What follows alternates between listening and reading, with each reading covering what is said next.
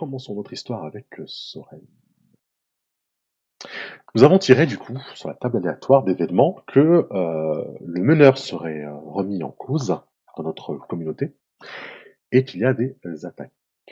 C'est pourquoi nous avons fait le choix de commencer directement, de nuit, dans notre village, lors d'un raid de pillards. C'est la troisième fois cette saison que des pillards attaquent notre village. Notre beau village de Givremer, qui se trouve du coup sur la côte. Village qui vit surtout de la pêche et qui n'hésite pas non plus à troquer un petit peu de sa production avec certains villages qui sont à l'intérieur des terres.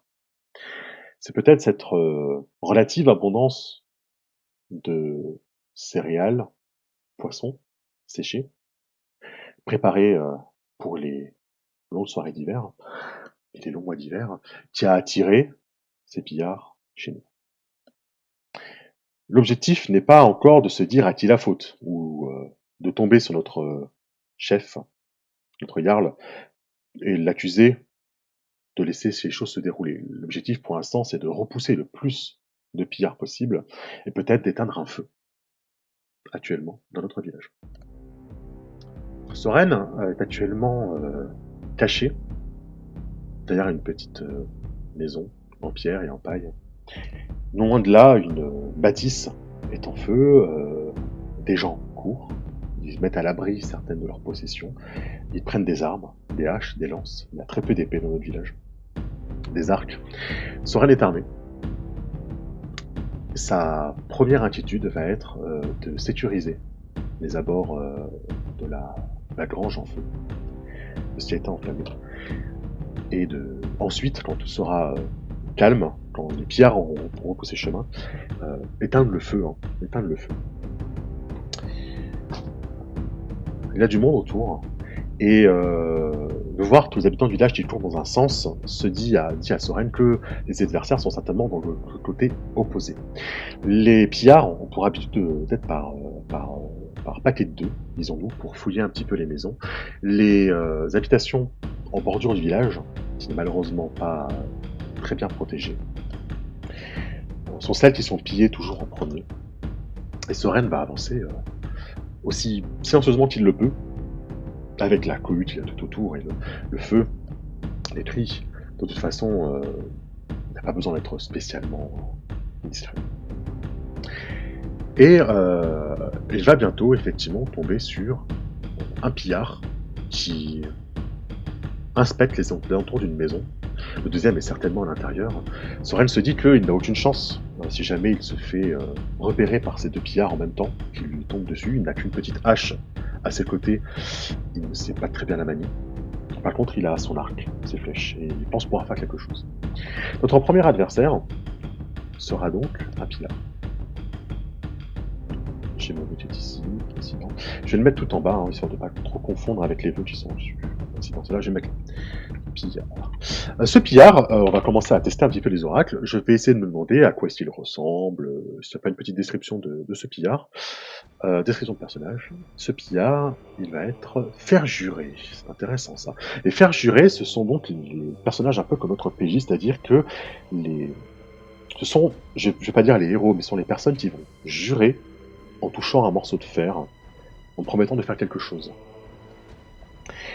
Et ça va être intéressant parce qu'en fait, ce pillard sera un fer juré, donc c'est quelqu'un qui dans sa communauté avait juré quelque chose, de faire quelque chose, et il n'a pas tenu son serment. Il est donc un petit peu déshonoré.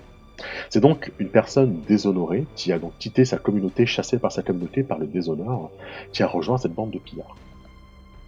Ça, notre personnage ne le sait pas, mais ça nous aidera un petit peu à ne pas confondre les PNJ qu'on peut croiser. Donc pillard, fer juré.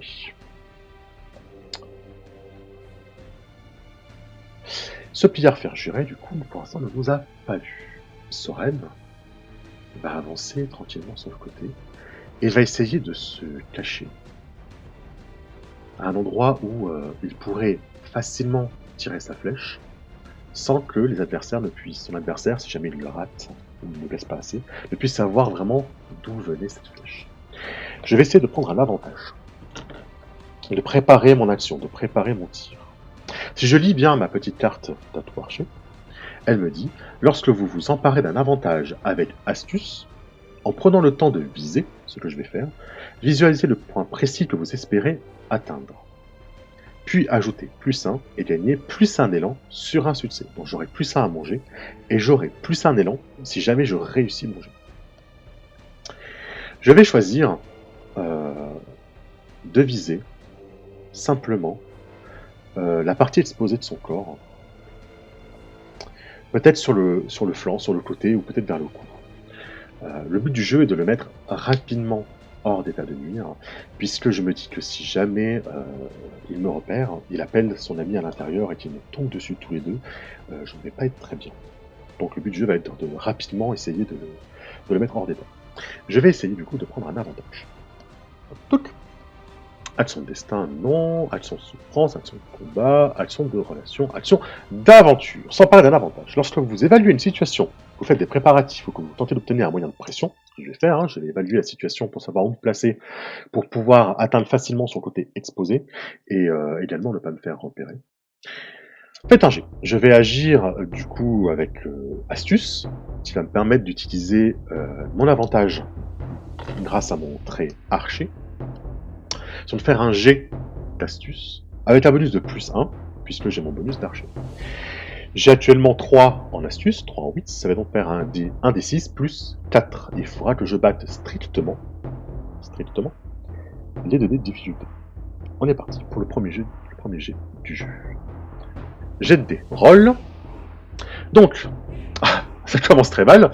J'ai fait 4 sur mon dé d'action, je rajoute mes 4 de bonus, j'ai donc fait 8. Et il faut que je dépasse strictement les 2 dés de difficulté pour déclencher un coup fort. Vous voyez que je n'ai pas déclenché un coup fort puisque j'ai un des 10 à 7, un des 10 à 8. C'est donc un coup faible puisque j'ai battu seulement un des 2 dés que me donne un coup faible. Excusez-moi, ça ce sont les avantages, je vais les supprimer. Sur un coup fort, vous obtenez un avantage de 1, je ne l'ai pas fait. Sur un coup faible, vous préparez à agir, vous gagnez +1. Sur un coup faible, votre avantage est de courte durée, vous gagnez +1 élan, ce qui est un ban pas si mal. Vous verrez que s'emparer d'un avantage, c'est la meilleure façon de monter son élan. C'est peut-être même une des seules façons rapides et faciles de monter son élan. Je vais donc monter à +3 en élan. Je n'ai pas d'autres bonus du coup pour tenter de toucher. Si j'ai réussi... Alors est-ce que mon jet doit être réussi sur un coup fort? Je vérifie du coup ce que me dit mon trait d'archer. Sur un succès, donc normalement c'est un succès, je n'ai pas échoué ma manœuvre, c'est un succès. Je vais donc gagner un élan supplémentaire grâce à ma carte d'archer qui disait que j'avais +1 à manger et plus un élan si je réussissais. Je vais donc monter mon élan à 4. Naviguer entre les fenêtres, ce n'est pas très facile. Je vais monter mon élan à 4. Voilà. Je vais maintenant procéder à mon jet de combat. Mon action de combat. Je vais donc tirer. Hop, action de relation, action de combat. J'ai donc l'initiative. Je vais frapper. Je vais frapper du coup avec une attaque à distance. Je vais faire un G plus vigueur. Ma vigueur est actuellement à 2. Edge est à 2. Je vais donc lancer un des 6 plus 2. Je n'ai pas de bonus supplémentaire. Et il va falloir que je dépasse mes 2 D10. Donc, on est parti. Messieurs, dames. J'ai fait 2. Je rajoute mes 2 de vigueur. Cela fait donc 4. Et je devais dépasser 4. Alors là, ça peut être intéressant que je brûle mon élan. Si je me rappelle bien, je suis à présent à 4 d'élan. Je vais donc le brûler pour effacer la difficulté de 4. Pourquoi? Parce qu'actuellement, je ne réussis pas. C'est un échec. Je devrais en payer le prix. Je vais essayer de limiter cet échec en supprimant le dé 4, en brûlant mon élan, en le remettant du coup à sa valeur de départ, qui est à 2 pour l'instant. Vous vous dites c'est facile, hein, parce qu'on recommence toujours à +2, donc c'est facile de remonter, de vite brûler. Oui, mais vous vous rendrez compte très rapidement que certains effets qu'on va peut-être rapidement cocher vont nous réduire cet élan de départ. On va bientôt se retrouver peut-être à un élan de départ à +1, à 0, à -1, et chaque fois qu'on brûlera l'élan, on repartira à cette jauge-là. Là, pour tester, je vais donc brûler mon élan. histoire de supprimer ce dé de difficulté qui me fait un échec. Et ce sera donc un coup faible, parce que j'ai supprimé ce dé de difficulté 4. Résultat sur un coup faible, vous infligez vos dégâts, mais vous perdez l'initiative.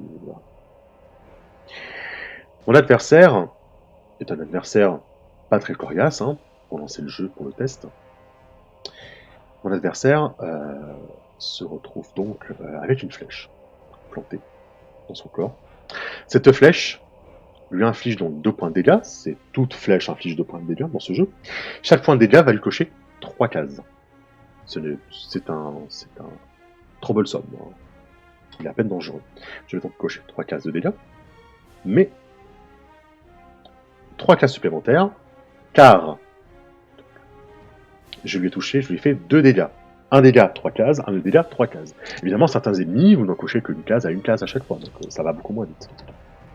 J'ai donc actuellement réussi à avancer de 6 jalons sur sa difficulté à lui. Donc si à présent je prenais l'avantage et que je souhaitais terminer le combat, il faudrait qu'avec mes 2d10, je fasse moins de 6. Ou qu'au moins un de mes 2d6, un de mes 2d10 soit inférieur à 6. Donc, ça mérite que j'essaie de lui mettre une flèche dans le gosier. Cependant, je perds l'initiative. Ça veut dire que mon adversaire a pris la flèche, il a réussi à deviner par où venait cette flèche. Il hurle et il a sa lance dans la main et il décide de charger Soren. Je n'ai plus d'initiative. Ce qui fait que je ne peux pas faire l'action frapper parce qu'il faut que j'ai une initiative. Je ne peux plus faire que fracasser ou essayer peut-être de faire face au danger, c'est-à-dire de me replacer correctement, de ne pas chercher à lui mettre des dégâts, mais à essayer de reprendre une bonne position. Je recherche où est faire face au danger dans cette petite fiche. Et là, tout en haut, en fait, je crois que c'est le premier, tout simplement. Faire face au danger, voilà. Si je fais face au danger, je ne pourrai pas lui infliger de dégâts. Et lui pourra, bien sûr. Là, il me reste 3 choix. Soit je décide de fracasser, ça veut dire de l'attaquer en même temps que lui m'attaque. Sur un coup fort, je vais lui infliger mes dégâts et avoir un petit bonus. Sur un coup faible, je lui inflige des dégâts, mais lui va m'en infliger également. Et sur un coup faible, sur un échec, pardon, là par contre, je devrais en payer le prix. C'est-à-dire que je ne lui infligerai pas de dégâts, et certainement, moi, je prendrai ce petit coup de lance bien placé. Si je choisis de faire face au danger, je choisirai le jet que je ferai, c'est-à-dire que je ne serai pas obligé de faire un jet plus vigueur pour tirer à distance. Je pourrais choisir de faire un jet plus astuce, qui m'arrange un peu mieux parce que j'ai plus en astuce, mais en contrepartie, je vais faire une action qui ne lui infligera pas de dégâts, qui permettra de reprendre peut-être un petit avantage. Mais en contrepartie, je ne lui infligerai pas de dégâts. Ça peut me permettre de reprendre l'initiative. D'accord ? Je vais tenter cela. Je vais tenter, en le voyant me charger, je vais essayer de monter sur les petits rondins qui a empilé sur le côté, essayer de reprendre une position un petit peu plus surélevée, maintenant qu'il sait que je suis là, et utiliser cet avantage pour ensuite lui décocher une nouvelle flèche et essayer de l'atteindre avant que lui ne me mette un coup avec sa grande lance. Mais bon, la situation est un petit peu... c'est le stress un petit peu. Je vais donc faire un jet de... en tirant pas de votre expertise, en m'attendant de mon expertise. Je vais même essayer peut-être de me dire, à cette distance, d'essayer de me mettre hors de portée de sa lance. Je vais faire un jet plus astuce. Donc 1d6 plus 3. Je ne pense pas que mon bonus d'archer s'applique. Si je fais face au danger, je ne sais pas de m'emparer d'un avantage. Donc ce sera un D6 plus 3, et écoutez, on va espérer que l'aventure ne s'arrête pas déjà là pour Soren. Alors, mon jet est mauvais, mais les dés de défi sont également pas très bons. J'ai fait 5, du coup, 2 plus 3, 5, et à peu de choses près, c'était un coup fort, mais là c'est juste un coup faible. Sur un coup faible, faire face au danger sur un coup faible, vous y parvenez, mais il vous en coûte. Soit vous êtes épuisé ou blessé, donc un dégât, soit vous êtes démoralisé ou effrayé, vous subissez un point de stress, soit vous sacrifiez des ressources, vous perdez 1 de provision. Je reprends donc l'avantage, mais je vais choisir que j'agis dans la hâte. Et Soren a été habitué à chasser du gibier à l'extérieur, c'est un éclaireur, Cependant, ils n'avaient, malgré les 2 attaques qu'ils avaient subies, pas encore affronté de pillards.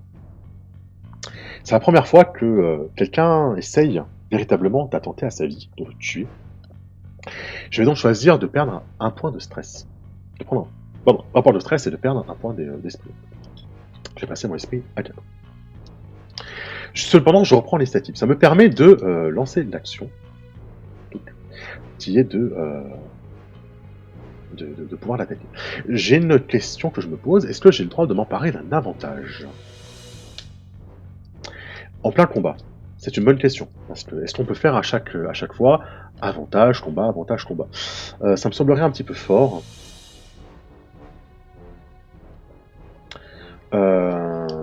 Je vérifierai hein, si c'est quelque chose qui est permis, qui n'est pas trop abusé. Je vais choisir que dans le stress, vu que c'était un coup faible, je vais choisir de pas m'emparer d'un avantage. J'aurais fait un coup fort, j'aurais dit peut-être que j'en reviendrai à changer d'idée si je vois que je n'arrive pas à battre mon premier adversaire, et avant que le deuxième se rende compte qu'il y a un problème à l'extérieur, je vais tout simplement faire un jet. Je vais frapper avec mes flèches. Donc 1 des 6 plus 2, en espérant que tout se passe bien. Alors, j'ai très peu de chance sur mon dé d'action, mais les défis sont pas extraordinaires non plus. 2 plus 2, 4, c'est donc un coup faible, puisque le dé de défi indique 3. Je suis très régulier dans mes dés de défi, mes dés d'action, hein, 2 depuis le début, pourvu que ça ne dure pas. C'est donc un coup faible, à nouveau, c'est-à-dire que je vais lui infliger des dégâts, mais que je vais perdre l'initiative. Cependant, notre adversaire, du coup, on va lui cocher. 1, 2, 3, j'en ai coché une de trop tout à l'heure. Donc, ça lui fait à présent 9 cases de cocher. Si je parviens à reprendre l'avantage au prochain coup, je tenterai de mettre fin au combat. Puisque maintenant, il faudra que les dés de difficulté ne fassent pas 9 et 10, ou 10 et 10, ou 9 et 9. On va dire que je ne suis pas quand même malchanceux à ce point-là. Soren est sur la hauteur, il déclenche une flèche qui touche dans l'épaule son adversaire, cependant il se rend compte que sa position surélevée n'est pas aussi bonne qu'il pourrait le penser. La lance est quand même très longue, il n'est pas aussi haut qu'il le pensait, et le voilà maintenant à portée de la lance de son adversaire. Je vais choisir à présent de faire une action de fracasser, c'est-à-dire que je vais essayer de... Quoique non, ça ne me permet pas de reprendre l'avantage. Sur un coup fort peut-être. Je peux reprendre l'initiative sur un coup fort. Cependant, ce qui m'intéresse là, c'est moins de faire des dégâts que de reprendre l'initiative. Je vais donc refaire un faire face au danger.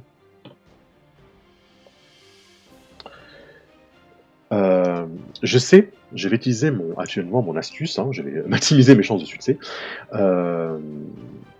Je connais bien les lanciers, puisque ma communauté comporte beaucoup de personnes qui manipulent une lance. Je me dis que voilà, la manière dont je l'ai atteint à l'épaule fait que je vais me mettre dans une position.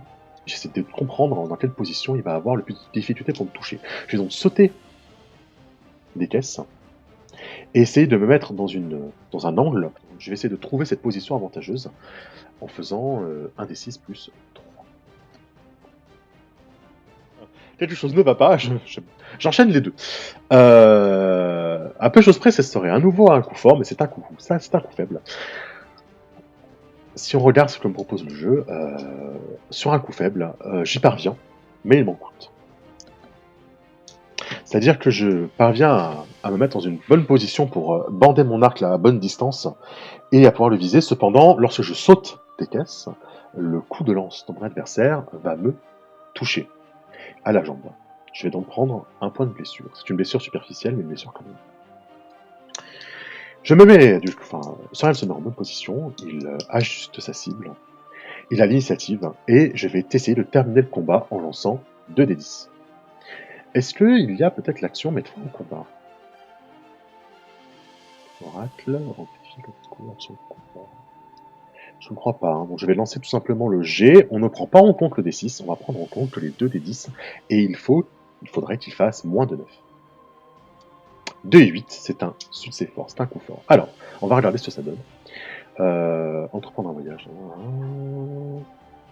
C'est dans le jeu de combat. Mettre fin au combat. Lorsque vous déclenchez une action décisive, c'est ce que je viens de faire, j'avais l'initiative, et que vous obtenez un coup fort, c'est mon cas, vous pouvez résoudre l'ensemble du combat.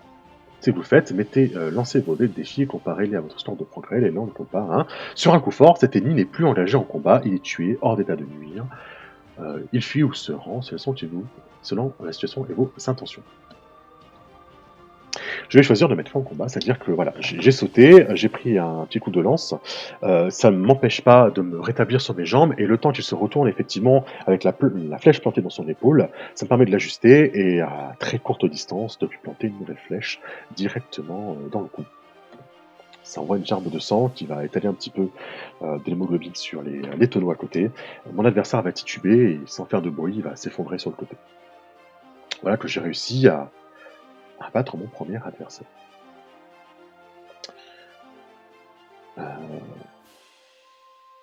Je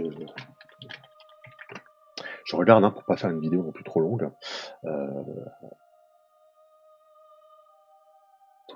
Il y a toujours un adversaire qui est certainement en train de fouiller la maison à côté.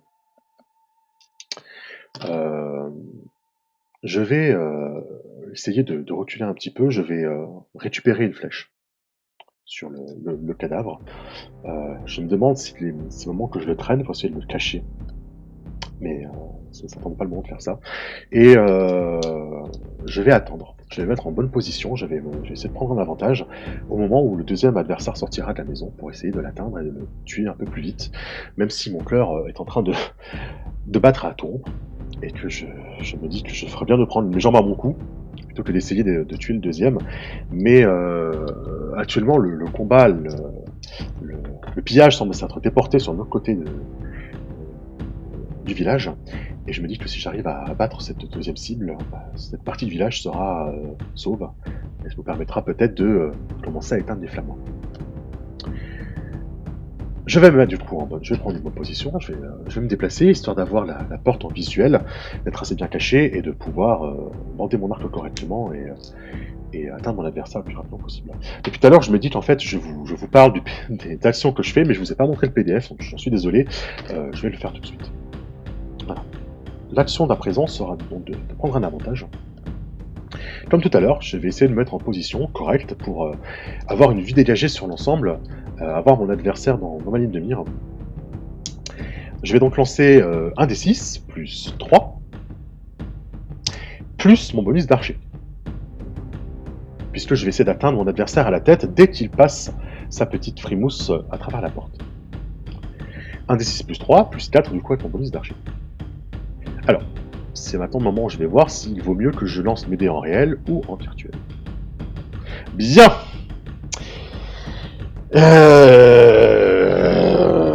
Ça va pas. C'est une mauvaise journée pour nous aujourd'hui. J'ai fait 1. Malgré le plus 4, je ne fais que 5. 5 c'est déjà énorme, mais mes dés de défi ont fait 5 et 6. C'est donc un faible.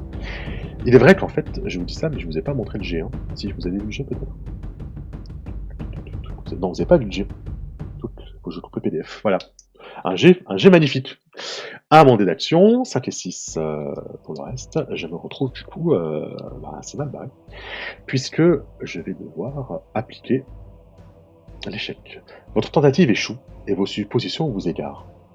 C'est-à-dire que je pensais qu'il y avait une deuxième personne à l'intérieur, et en fait ce n'était pas le cas. Le deuxième pillard du groupe de 2 n'est pas à l'intérieur, il fouillait la maison d'à côté. Il n'était pas dans la maison que semblait surveiller le pillard qui était fer juré, que je viens d'abattre.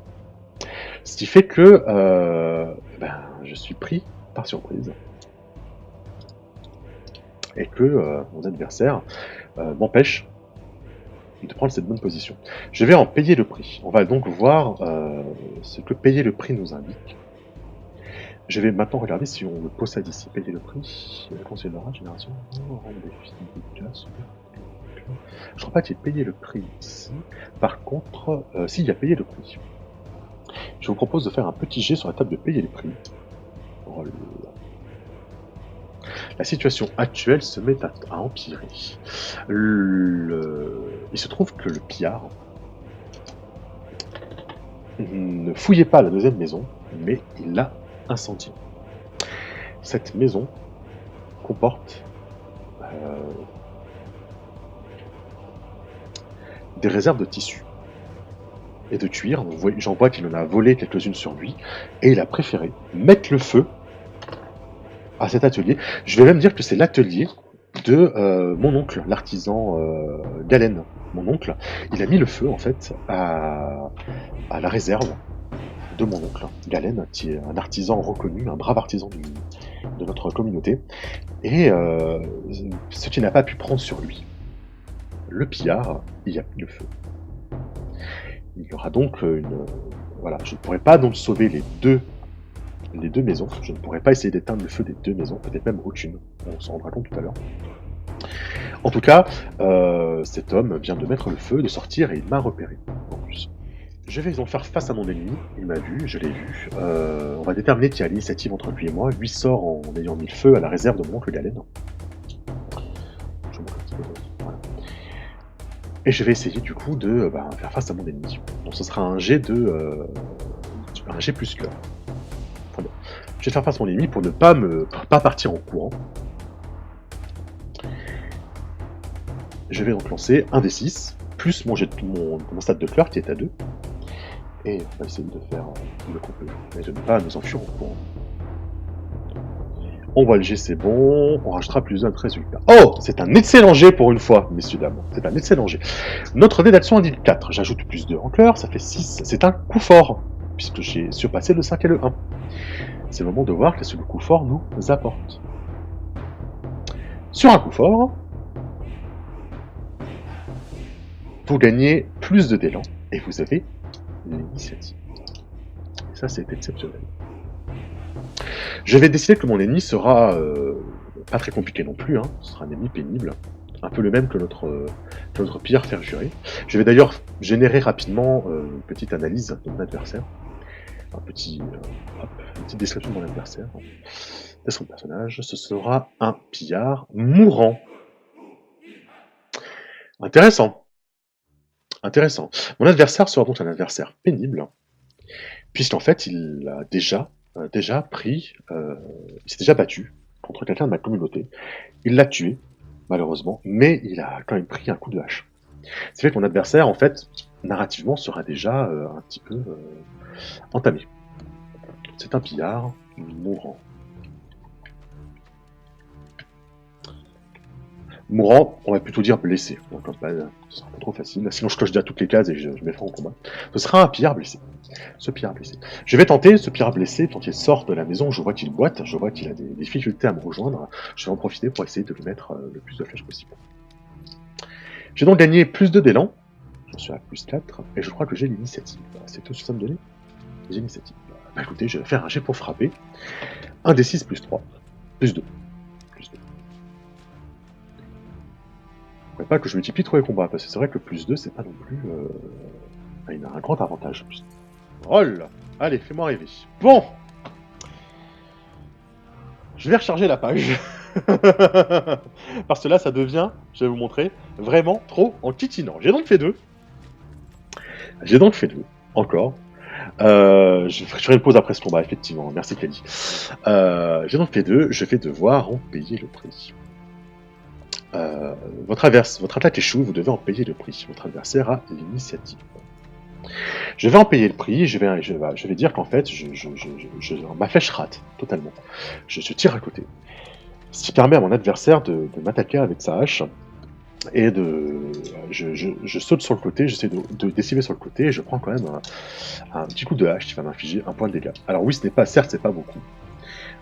Mais bon, comme je vous l'ai dit, c'est surtout un test. Je n'ai pas non plus envie que mon aventure s'oriente vers les combats. En tout cas, je vais perdre encore 1 point de vie. Et je n'ai pas l'initiative. Je vais donc essayer de mettre le plus loin possible mon adversaire, de jouer sur le fait qu'il soit blessé. Je vais analyser la situation, je me rends compte qu'il est effectivement blessé, qu'il a du mal à me rejoindre.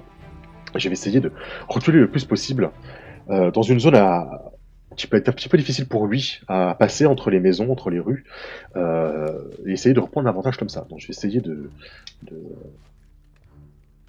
m'emparer d'un avantage, de reprendre un petit peu de reprendre l'initiative.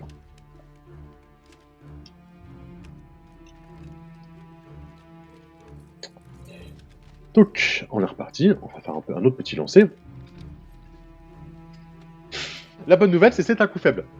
La bonne nouvelle, c'est que c'est un coup faible. Je vais prendre l'initiative, mais écoutez, tout cela m'impose un stress énorme, et je vais du coup perdre un point de stress. Jusqu'à présent à 3.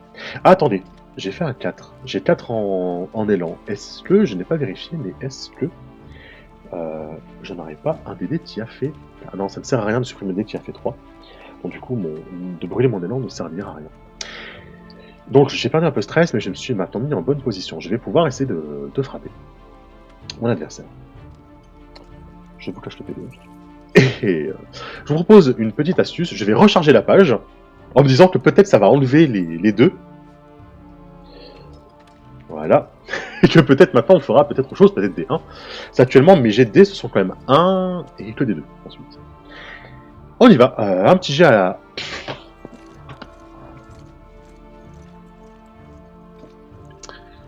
À nouveau, c'est un échec.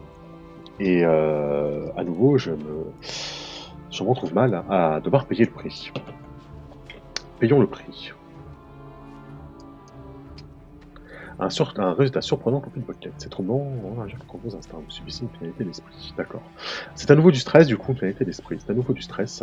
L'ennemi, étant un ennemi qui fait un dégât, ce sera encore un point d'esprit. Mon esprit commence à descendre dangereusement, il faudra que je fasse attention. Et je n'ai plus d'initiative, ce qui fait que je vais choisir de cette fois-ci de fracasser. C'est-à-dire d'attaquer peut-être avant lui.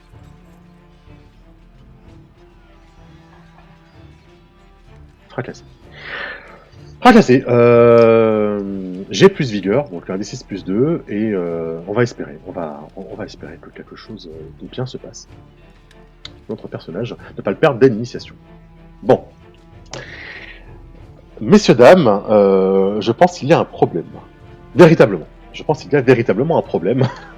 Puisque je me retrouve encore à faire 1. Cependant, je vais brûler mon élan pour faire quand même un coup faible.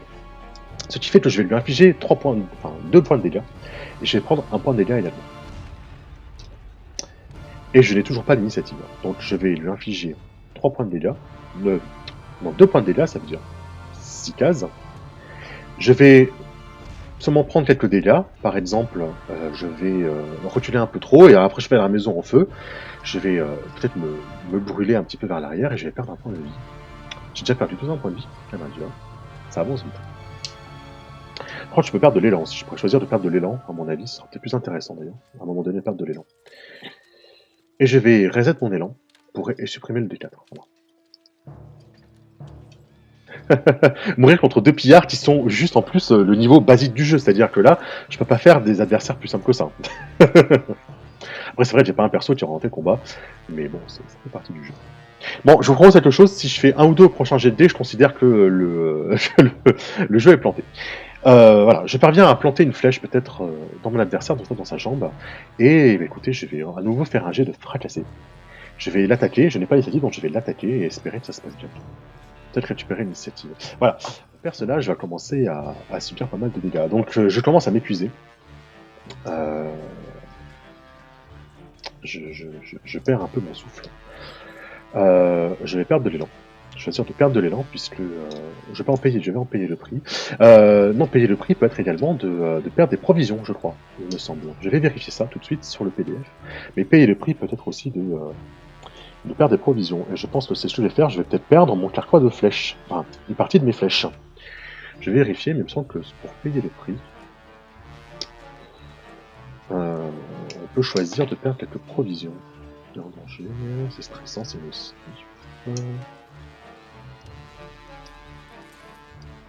Quelque chose de valeur est perdu ou détruit. Vous êtes séparé de quelqu'un ou de quelque chose. Quelque chose de valeur est perdu ou détruit. Je vais en payer le prix. Est-ce que je perds encore un point de vie? Ça va commencer à être compliqué. Je vais perdre un point de vie. Puis on va espérer que la suite se passe bien. Que ces 2 pillards ne me fassent pas plus mal que ce qu'ils m'ont déjà fait.